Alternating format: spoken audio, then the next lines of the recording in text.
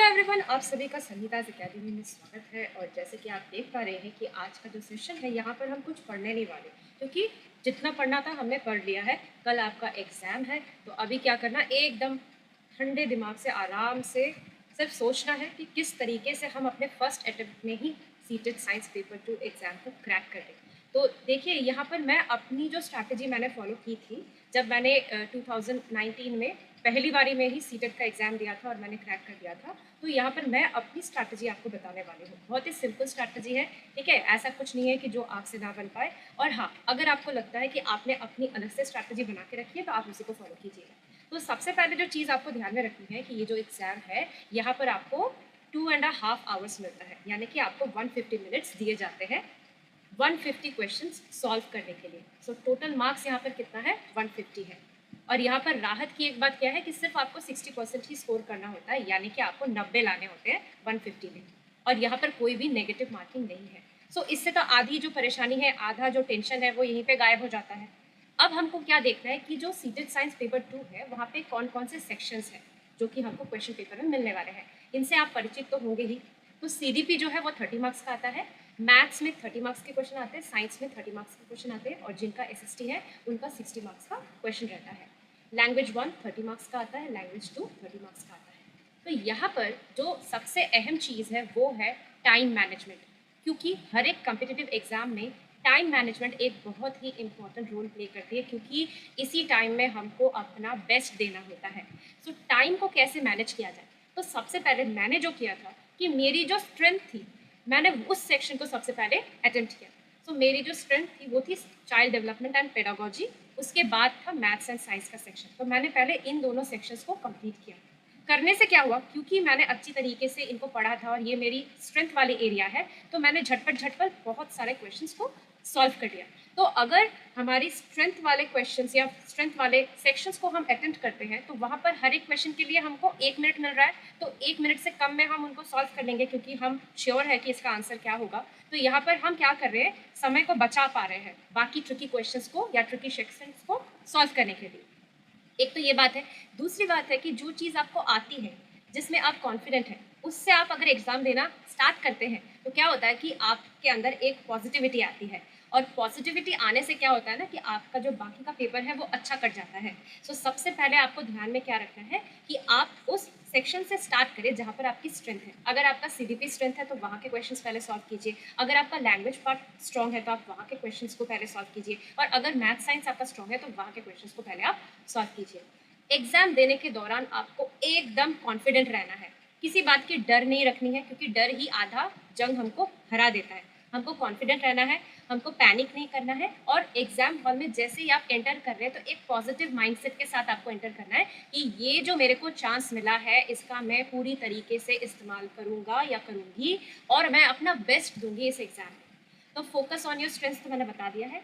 और कुछ टाइम आपको बचा के रखना है, क्योंकि ऑफलाइन एग्जाम है तो यहाँ पर ओएमआर में जो फिलअप करना होता है शेड करके, उसमें टाइम लगता है। सो मिनिमम 10 मिनट्स तो आपको रखने ही रखने हैं, क्योंकि ध्यान से आपको यहाँ पे फिलअप करना होता है। तो बहुत लोग क्या करते हैं, एक क्वेश्चन सॉल्व करते हैं और फिर वो फिलअप करते हैं। और कोई कोई होता है कि पूरा पेपर अच्छी तरीके से पढ़ के सॉल्व करने के बाद में वो आंसर को फिलअप करते हैं। तो जैसी आपको ठीक लगे, जो आपको ठीक लगे, आप वैसा कीजिएगा, ठीक है। अब जैसे कि आपने देखा होगा कि जो भी लर्नर्स मेरे चैनल सनिकाज एकेडमी से जुड़े हैं, तो यहाँ पर मैंने साइंस के जो कंटेंट है वो दिए हैं, मतलब जो टॉपिक्स हैं। मैंने पेडागोजी का पार्ट यहाँ पर नहीं कराया है, क्योंकि मैंने चैनल पे सीटेट के कंटेंट डालना मार्च के महीने से ही शुरुआत की है। सो बाकी जो एरियाज है उससे रिलेटेड कंटेंट आने में समय लगेगा। तो मैं फ्यूचर में pedagogy part, maths part, EVS part, ये सभी डिस्कस करूंगी, इन टॉपिक्स को करवाऊंगी। अब क्योंकि साइंस की जो पेडागोजी है वो बच गई थी, तो साइंस की पेडागोजी के क्वेश्चन को सॉल्व करते वक्त कुछ कुछ चीज़ें आपको ध्यान में रखनी है कि किन ऑप्शंस को आप पहले ही क्या कर दें, एलिमिनेट कर दें, और कौन सा ऑप्शन जहाँ पर ये टर्म्स रहेंगे तो उसको ही हमें चुनना है। तो सबसे पहले कौन से ऑप्शंस को हमको एलिमिनेट करना है, जहाँ पर आपको दिया रहे ट्रेडिशनल मेथड ऑफ टीचिंग, यानी कि टीचर आ रही है, टीचर आकर खुद ही पढ़ाकर चली जा रही है, बच्चे समझे कि नहीं समझे वो ध्यान में नहीं ले रही, मतलब यहाँ पर टीचर सेंट्रिक अप्रोच यहाँ पर दिख रहा है। तो ऐसा जहाँ पे भी दिया रहेगा, जिस ऑप्शन में भी दिया रहेगा traditional method, teacher centric method, lecture method, रट्टा मारना, रोट लर्निंग, ठीक है, इस टाइप के ऑप्शंस को पहले ही आपको एलिमिनेट कर देने हैं। फिर अगर कहीं पे दिया रहे कि टीचर ने आकर रेस्पिरेशन पढ़ाया तो कैसे पढ़ाया, सबसे पहले उन्होंने बोर्ड में रेस्पिरेशन लिख दिया और उसका डेफिनेशन लिख दिया। सो इस तरीके से टीचर अगर पढ़ाते हैं तो क्या होता है कि बच्चों में जो अटेंशन होती है वो चली जाती है। जो सस्पेंस क्रिएट करना चाहिए टीचर को, अगर वो नहीं क्रिएट करेंगे तो बच्चों का जो ध्यान है वो पढ़ाई पे नहीं आएगा। सो टीचर को भी थोड़ा सा क्रिएटिव स्टाइल में थोड़ा सा हट के पढ़ाना होता है। तो आके ही हमने डेफिनेशन लिख दी, आके ही हमने जो टॉपिक है हम पढ़ाने वाले हैं वो डिस्क्लोज कर दिया, तो यहीं पे बच्चों का जो अटेंशन है वो चला जाता है। तो वो आधा घंटे क्या, मतलब 45 मिनट का अगर क्लास हो तो आधा घंटे क्या 10 मिनट भी उनका ध्यान यहाँ पर आपकी पढ़ाई पे नहीं बैठेगा। तो ये जो चीज़ें दी गई है क्रॉस के अंडर येलो इंक से, ये सारे जहाँ पे भी आपको ऑप्शंस में दिखेंगे वहाँ पर आपको एकदम इन ऑप्शंस को एलिमिनेट कर देना है। तो फिर किन ऑप्शंस को आपको रखना है, किन ऑप्शंस को आपको चुनना है, जहाँ पर दिया रहे interactive method. Interactive method of teaching में क्या होता है कि जो टीचर होते हैं और जो स्टूडेंट होते हैं दोनों ही एक दूसरे से इंटरैक्ट करते हैं, उनके बीच में क्वेश्चन आंसर का सेशन चलता है, इस तरीके से जो डाउट्स है वो क्लैरिफाई की जाती है। सो यहाँ पर बोथ वे इंटरैक्शन के थ्रू हम कोई भी टॉपिक को समझ रहे हैं। दूसरा क्या है, डेमोन्स्ट्रेशन। सो टीचर कोई एक्टिविटी करके दिखाए या मॉडल को समझाए, सो इस टाइप का डेमोन्स्ट्रेशन अगर वो करके पढ़ाती है तो बच्चों को अच्छे से समझ में आता है। नेक्स्ट चीज़ जो आपको ध्यान में रखनी है कि बच्चा कोई भी एक्टिविटीज करके किसी कॉन्सेप्ट को समझे। तो लर्निंग बाय डूइंग जहाँ पे भी दिया रहेगा कि बच्चा एक्टिविटीज करके, प्रोजेक्ट्स करके, इन सब को करके वो सीख रहा है कोई भी कॉन्सेप्ट, तो वो जो ऑप्शन होगा वो बेटर ऑप्शन है as answer for any pedagogical question. फिर जो पढ़ाई है वो स्टूडेंट सेंट्रिक होनी चाहिए, मतलब स्टूडेंट को फोकस में रख के टीचर को अपने लेसन को प्लान करना होता है कि किस तरीके से मैं ये टॉपिक बच्चे को ईजी वे में, फन वे में, ठीक है, बच्चे को समझा पाऊँ। डिस्कशन होना बहुत ज़रूरी है क्योंकि डिस्कशन के थ्रू ही क्या होता है, हमको पता चलता है कि बच्चों को कितनी चीज़ें समझ में आई है, कहाँ पर खामियां हैं, कहाँ पर दोबारा से हमको उनको समझाना है। तो डिस्कशन जहाँ पे भी दिया रहेगा बेस्ट ऑप्शन है।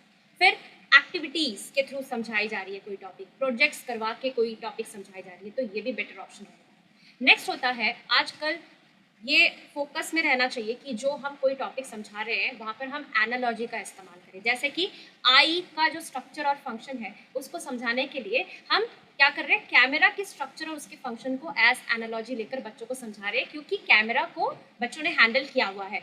तो जिसको कैमरा के बारे में पता होगा तो उसके लिए आई का स्ट्रक्चर और उसका फंक्शन समझना ईजी हो जाएगा। फिर जो दूसरा स्ट्रैटेजी टीचर अपना सकते हैं अपने क्लासरूम में वो है कि वो बच्चों को रियल लाइफ एग्जाम्पल्स दें। जैसे कि आप inter conversion of states of matter समझा रहे हैं कि सॉलिड से लिक्विड, लिक्विड से गैस, तो अगर टीचर ऐसा कह दे, कभी आपने देखा है कि रेफ्रिजरेटर से जब आप आइस क्यूब्स बाहर निकाल के रखते हैं तो वो पिघलकर पानी में बदल जाती है, फिर पानी को बॉयल करने से वो वाटर वेपर में बदल जाती है। तो रियल लाइफ एग्जाम्पल्स देके अगर कोई टीचर समझा रही है तो वो भी ऑप्शन बेटर ऑप्शन रहेगा। फिर फील्ड ट्रिप्स में लेके जाना, एक्सकर्शन में लेके जाना, जहाँ पर बच्चे अपने आजू बाजू की जो सराउंडिंग है वहाँ से चीज़ें समझ रहे हैं, वहाँ से चीज़ें सीख रहे हैं, तो ये भी बेटर ऑप्शन रहेगा।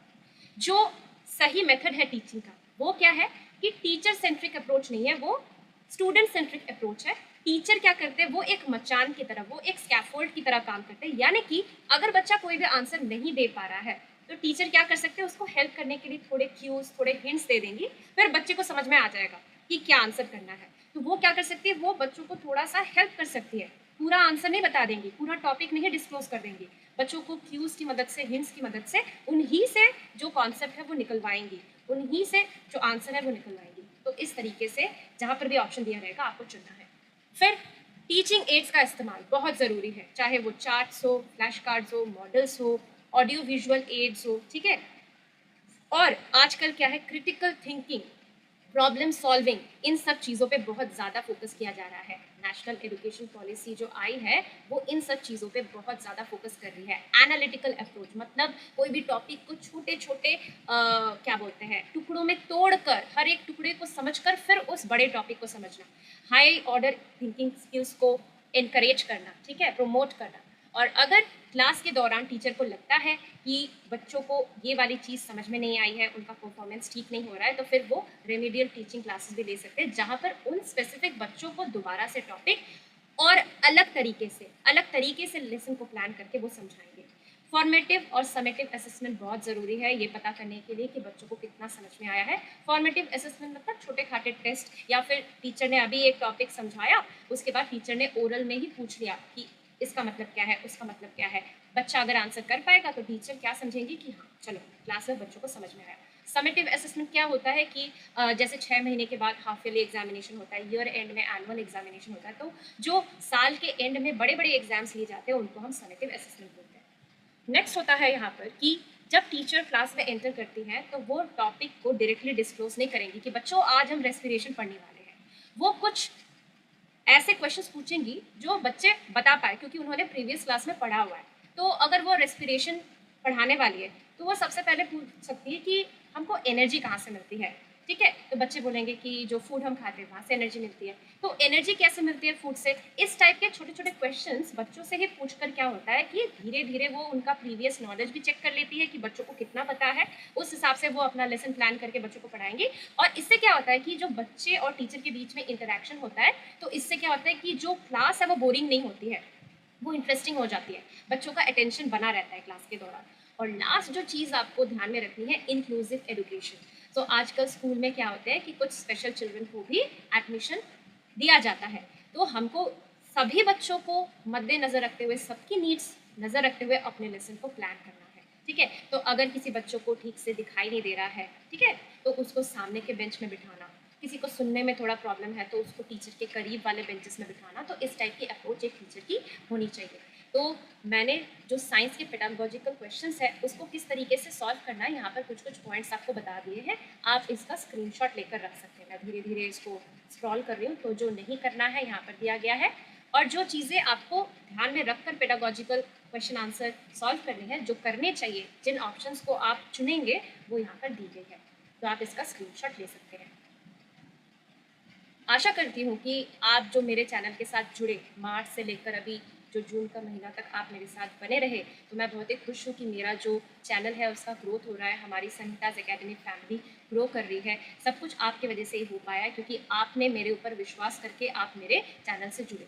आशा करूँगी कि आप मेरे इस टाइप के वीडियोज़ को और भी शेयर करेंगे ताकि आप जैसे ही लर्नर्स तक मेरी जो कंटेंट है वो पहुँचे, उनकी भी मदद हो। तो इस तरीके से क्या होगा कि मेरे को मोटिवेशन मिलेगा कि मैं आपके लिए ऐसे ही कंटेंट्स लगातार लाते रहूं और मैं अपनी नॉलेज जितनी भी है वो शेयर कर सकूं और खुद भी सीखूं आपके साथ साथ। तो इतना ही कहना था। कल का एग्ज़ाम आप सभी का बहुत अच्छा जाएगा। जितना आपको पढ़ना था आपने पढ़ लिया। आज कुछ खास पढ़ना नहीं है। आप आज रेस्ट लीजिए, अपने आप को पॉजिटिव अफर्मेशंस बताइए कि हाँ मुझसे होगा, मैं कल का एग्ज़ाम बहुत अच्छा दूंगी या दूंगा। इस टाइप के पॉजिटिव अफर्मेशंस ध्यान में रखते हुए कल आप एग्ज़ाम हॉल में जाइए। आप सभी को गुड लक। आपका एग्ज़ाम ज़रूर क्लियर होगा क्योंकि इस बार सीटेड बार।